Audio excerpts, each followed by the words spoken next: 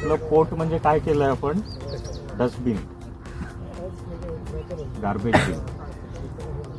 मग आपले हे जे काही 5 एलिमेंट्स आहेत त्याच्यापैकी तुम्हाला माहिती आहे का की 70 ते 72% आपल्या शरीरात पाणी आहे. अजून कुठलं एलिमेंट असतं?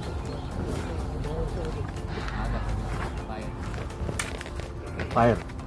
म्हणजे फायर म्हणजे आपल्या शरीरात काय आहे, जठराग्नी, बरोबर आहे, जो अन्न पचवायला मदत करतो. तिसरा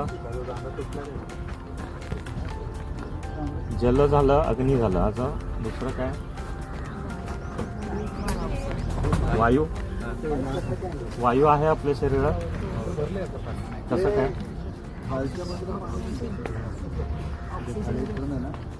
ऑक्सिजन हा आपण घेतो, बरोबर आहे. म्हणजे आपल्या शरीरामध्ये वायू जात असतो, खाताना सुद्धा, पाणी पिताना सुद्धा, आणि श्वासाने सुद्धा, बरोबर आहे. म्हणजे आपल्या शरीरामध्ये वायूचा संचार आहे.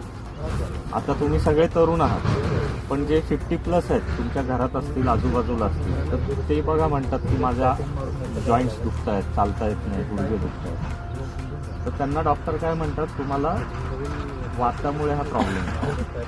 संधिवात, आमवात असे शब्द ऐकलेत ते. मग वात म्हणजे काय आहे, वायू. जेव्हा वायू प्रदूषित होतो, वात प्रदूषित होतो, त्यावेळेला रोग येतात. तुम्ही लिमिटपेक्षा जास्त पाणी पिऊ शकता का?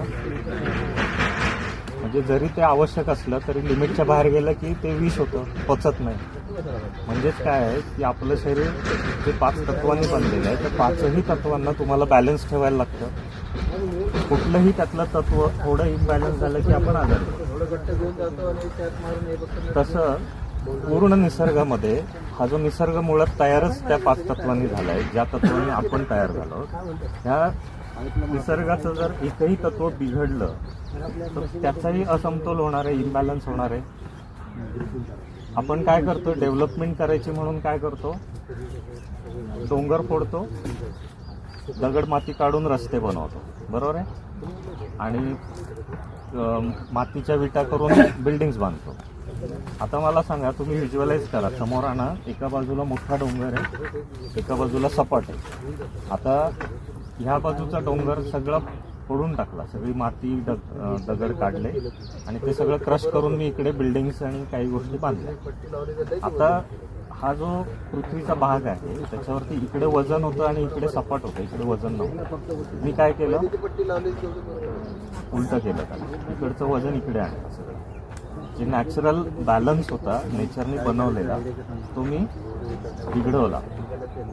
मग पृथ्वीच्या पोटामध्ये जे काही टेक्टॉनिक प्लेट्स आहेत, पाण्याचे झरे आहेत नैसर्गिक, त्याच्यावरती परिणाम होईल का? ऑफकोर्स होणार आहे ना. तुम्ही इकडचं वजन तिकडे नेऊन ठेवलं, तुमच्या शरीरावरतीच विचार करा. तुमचं डोकं जर गुडघ्याला बांधलं तर चालेल का? नाही ना. तसं ह्या निसर्गाने काहीतरी त्याची एक रचना केलेली आहे. त्या रचनेमध्ये लुडबुड करायचा अधिकार आपल्याला होता का? आताही नाही, पण आपण नेमकं तेच करतो. त्यामधला सगळ्यात मोठा पोल्युशनचा भाग आपण काय करतो तर प्लास्टिक.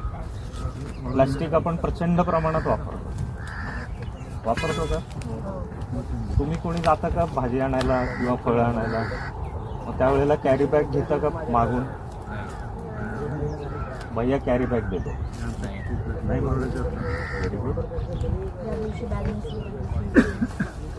पण म्हणजे तुझं काय नाव? याचा उद्देश असा आहे की पर्यावरणाचा जो असमतोल आहे तो बाहेर आहे तसाच तो आतमध्ये आहे. मग ही जबाबदारी कोणाची आहे? माझी स्वतःची आहे की हा असमतोल होऊ न देणे, आणि माझं शरीर जर मला चांगलं ठेवायचं असेल for a longer duration time, ज्याच्यामध्ये क्वांटिटी लाईफपेक्षा क्वालिटी लाईफ जर जगायचं असेल तर तुम्हाला पहिल्यांदा बाहेरचं जग, पर्यावरण सांभाळलं पाहिजे, मग तुम्ही आतलं स्वतःला सांभाळता. कोरिलेशन लक्षात आलं? Okay, thank you.